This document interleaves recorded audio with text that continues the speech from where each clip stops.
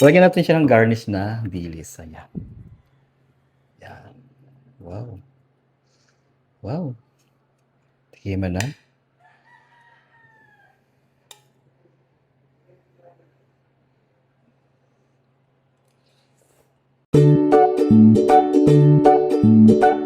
Kain. Sarap. Sarap ng feeling. Ano ito? Hello mga kapapa, kumusta kayo and Happy New Year sa ating lahat. So welcome back ulit sa aking channel. So ngayong araw, sa unang bagong taon, ang lulutuin natin ngayong ulam sa tanghalian ay ginisang munggo. Ayan. So bumili ako dito ng dalawang balot na munggo. Tapos ang ilalahok natin dito is breast part ng manok. So breast part ng manok yung binili ko, yung kalahati lang. Tapos bumili din ako dito ng, lalagyan natin siya ng sutanghon. Para medyo malapot yung ating ginisang munggo, naglalagay ako ng cornstarch. Tapos, bumili din ako ng dilis.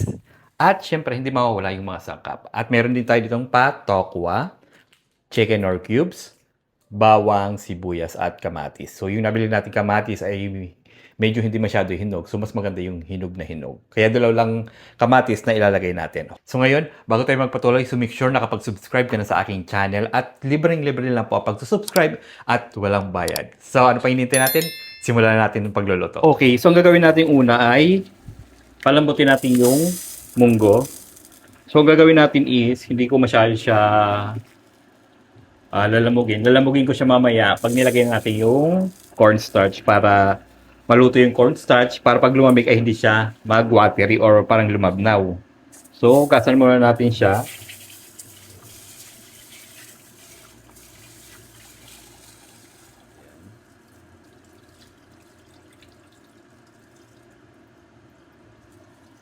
Tapos, lagyan natin siya ng tubig. Ayan. So, kumuha ng tubig. So, ilalagay natin ng tubig is, tingnan natin. Estimate lang natin. So, pagpapalambot. Ayan. Isang baso na lang. Ayan. Para hindi siya maiga. Okay?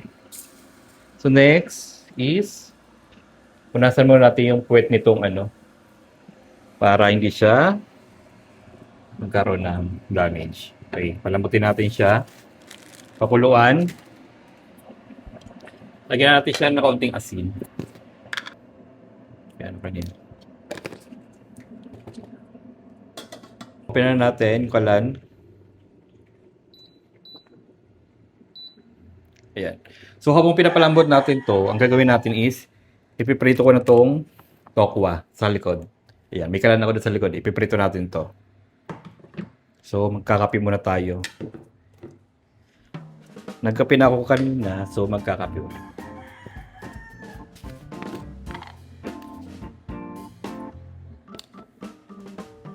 So, kasi nagkakape ako pag ginagawa.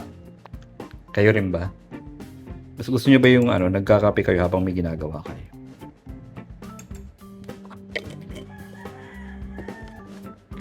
Medyo malamig yung simoy ngayon ng hangin, di ba? Malamig siya pero makulimlim pero hindi naman siya naulan. Sana ganito lang yung weather natin ngayon. Malamig, mahangin pero walang ulan. So, magprito na tayo ng tokwa. Yan, medyo malakas yung hangin. So, baka matumba yung tripod natin. So, lagay na tayo mantika. Piprito na natin yung tofu. Para mabilis tayong makaluto. Yan, nilagay ko ng takip para yung apoy hindi na tatakay ng hangin. Next natin is ibabad natin yung sutanghon sa tubig para mabilis. Kumukulo na to, tapos naisalang na natin yung tokwa. Yan, para mabilis tayo. As usual, tanghali na naman. Alas 12 na. Yan, alas 12 na ngayon pa lang tayo nagluluto. Yan. Konti pang tubig. Yan. Binababad ito sa tubig para daw lumambot. Para paglagay natin mamaya sa mongoloid is okay na siya. Yan.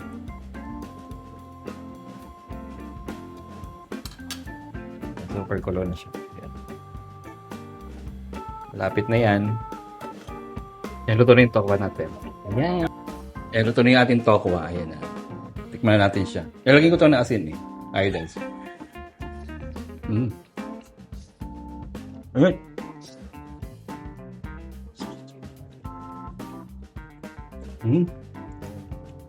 Malapit na yung munggo.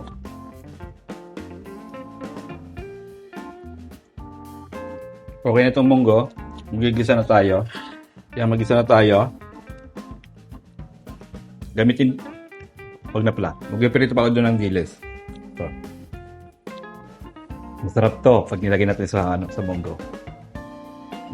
Ayan. Bang. Ito na rin yung ating dilis. Ayan, di ba? Sarap. Sarap pa yan. Sarap. Mantika. Ayan. Lagyan natin ng mantika. Ayan. Yan, mainit na agad.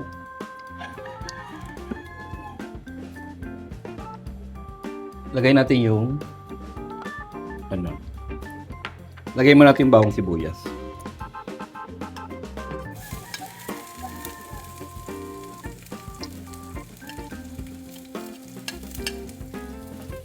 Haluin natin.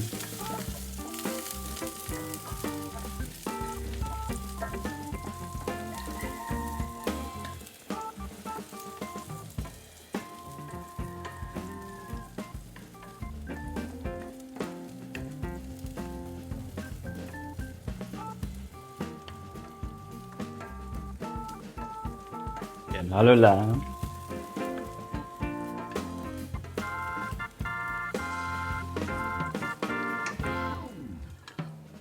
Lagay natin sa sibuyas.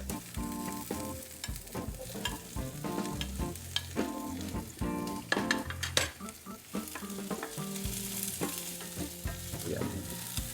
Bango. Bango natin ginigit to. Ang ganda oh.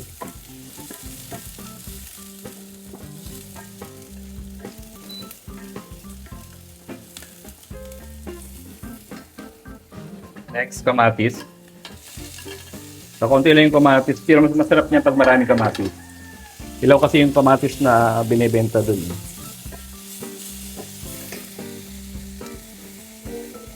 Add natin ng mantika pa.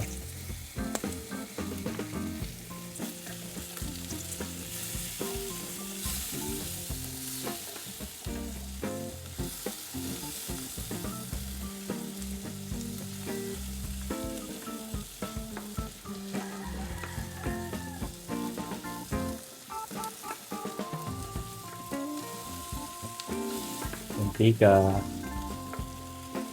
Yan. Lagyan natin na konting asin. Halo. Lagay natin yung manok pag luto na yung kamatis. Pag medyo na siya. Pag lumambot na yung kamatis. Pwede natin ilagay yung manok. Ayan. Sarap nito. Promise. Malambot na yung kamatis. So, pwede natin ilagay itong chicken breast. Ayan.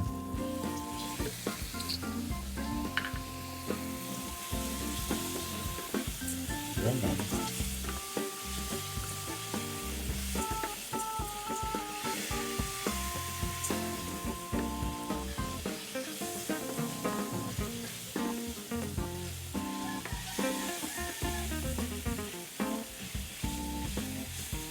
Siyempre maglalagay ako dito ng paminta.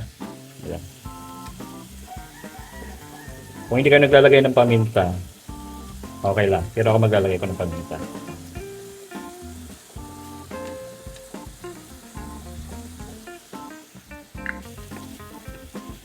Ayan.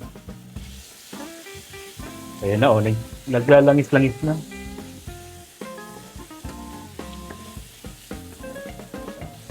Okay na yan. Lalagyan natin yung ating munggo. Ayan. Ayan. Oh. Diba?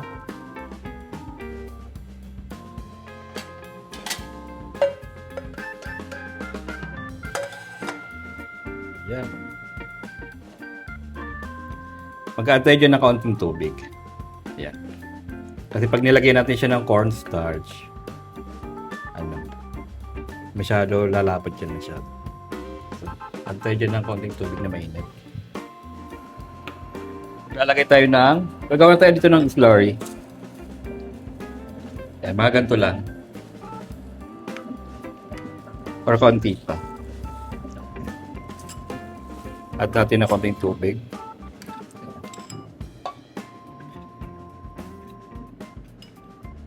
Mamaya natin ito ilalagay.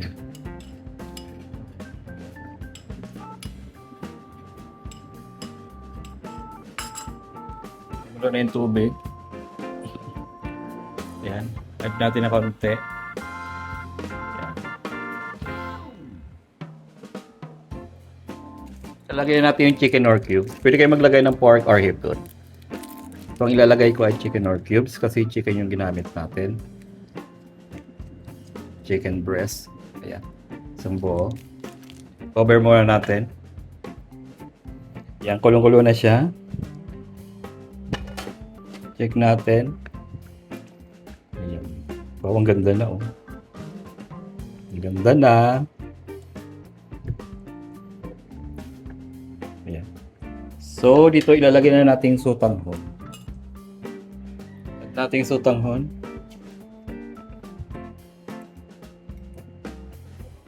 Halo natin.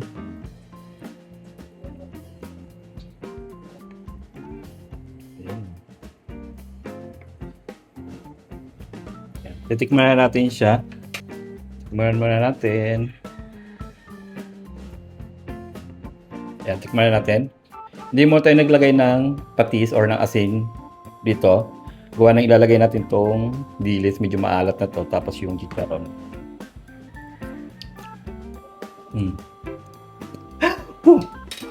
Ayan na. Okay na yung lasa niya. Lagay na natin tong cornstarch na nilagay natin. Pinunaw. Lagay na natin tong cornstarch.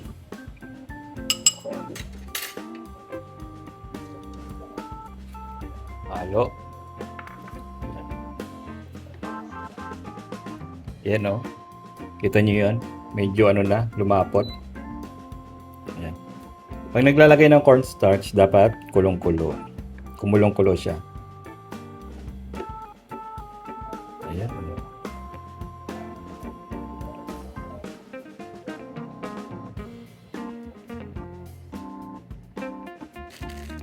Durugin natin na konti dito rin.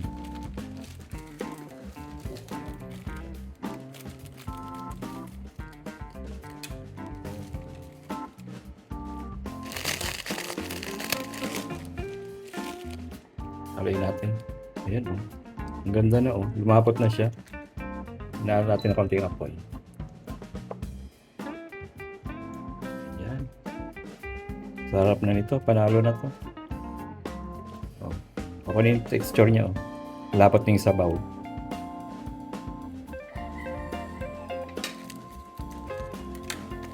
Lagyan natin chicharon.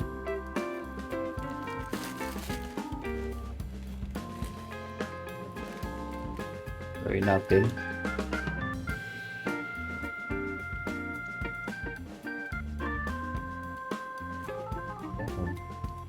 Sarap nito, guys.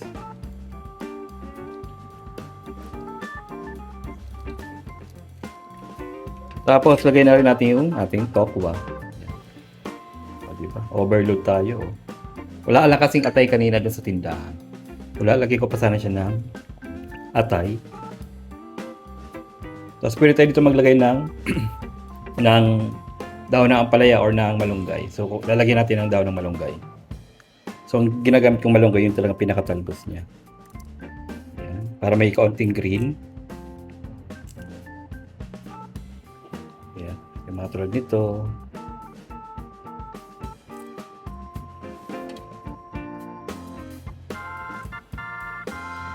May kaunting green lang siya. Ito, mga talbos. Alam niyo, sabi ko, pa nagugulo kami ng malunggay, iniisa-isa naming himay. Dito pala, pwede pala dito na ano, isang anuhan lang. Yung parang isang hatakan lang pwede na. Ayan. Palayin natin siya. Ayan. Oh. Sobrang lapot na. Ang ganda na. Diba?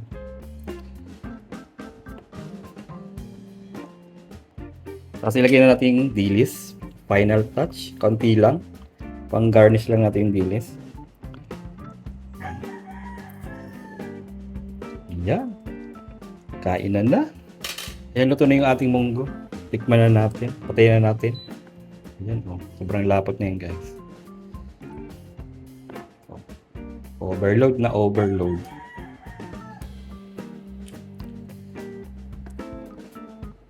Tikman na. Tikman na nang magkaalaman kung gaano kasarap ng munggo natin.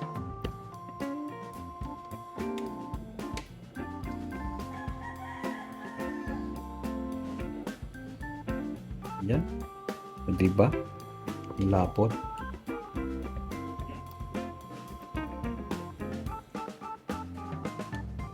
Wait, may ginagawa ako. Ayan na. Titikman na natin siya. Ayan na. Ayan na. Ito na yung ating munggo. Ayan. Tikiman na. Medyo mainit pa eh. Ayan. Lagyan natin siya ng garnish na dilis. Ayan. Ayan. Wow. Wow. Tikiman na.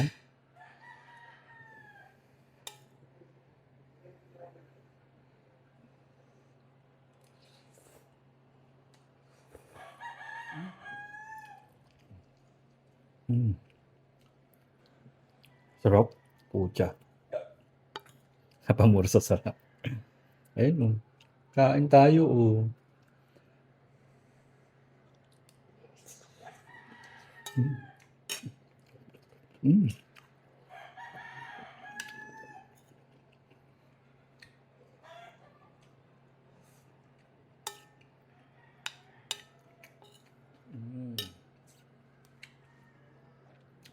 Sarap. Promise. Ito yung ulam na na sobrang mura pero sobrang sarap.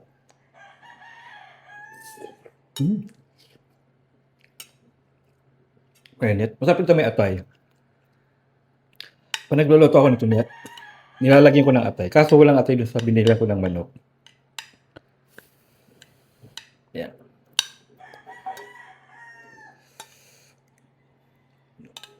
Yan yung tokwa, oh. Kain.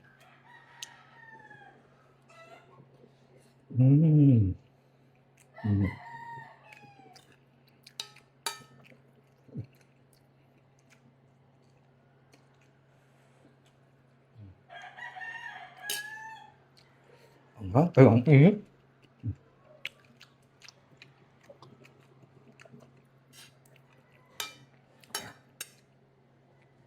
Mga mami at daddy ko, hindi nyo pa ito natatry na magluto ng ginisang munggo na nilalagyan ng dilis, tokwa. So, itry nyo na. So, kung ganito lang mga kapapa, so kung nagustuhan nyo yung ulam natin ngayong tanghalian, so huwag nyo kalimutan i-like, i-share, at mag-subscribe sa aking YouTube channel. Bye-bye!